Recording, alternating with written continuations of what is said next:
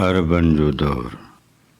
सिंधी अदब जी इब्तिदा बाबति आलमनि में इख़्तिलाफ़ आहे।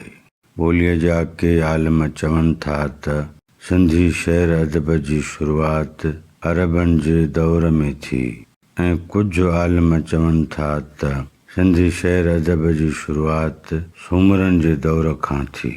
अरबनि जे दौर जो हवालो हिकु जुमिले ते मबनी आहे। उहो जुमिलो ॿिनि लिखती सूरतुनि ते मुश्तमिल आहे।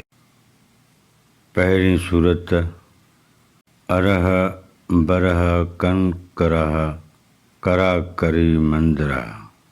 अक्सर आलिम इन पढ़णीअ जा पाबंद आहिनि।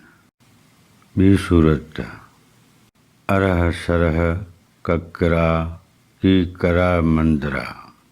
ये जुमिला हिकु अरब लेखक अबू हातिम मुहम्मद पंहिंजे किताब रोज़तुल उक़लाए व नुज़हतुल फ़ुज़लाए में लिखिया आहिनि।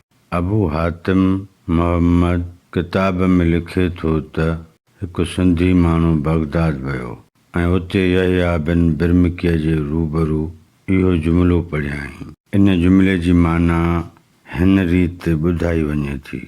जॾहिं असां वटि नेकिन जो बयानु थिए थो त उन वक़्तु तुंहिंजो ई नालो वरितो वेंदो आहे। इन जुमिले बाबति माहिरनि जा तहक़ीक़ी मकाला पिणु लिखिजी चुका आहिनि, जिन में अक्सर आलिमनि जी राय इहा बि थी आहे त इहो जुमिलो कंहिं अफ्रीकी ॿोलीअ जो आहे जेको हज़रत बिलावल रसूल करीम सल्लल्लाहु अलैहि व आलिहि वसल्लम जन जे शान में चयो हुयो।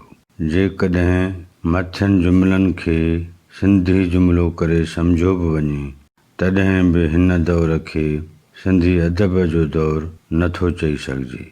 इन करे आलिम चवनि था त सिंधी अदब जी बाक़ाइदा शुरूआति सूमरनि जे दौर खां थिए थी, जंहिंखे सिंधी अदब जो अवाइली दौर सॾियो वञे थो।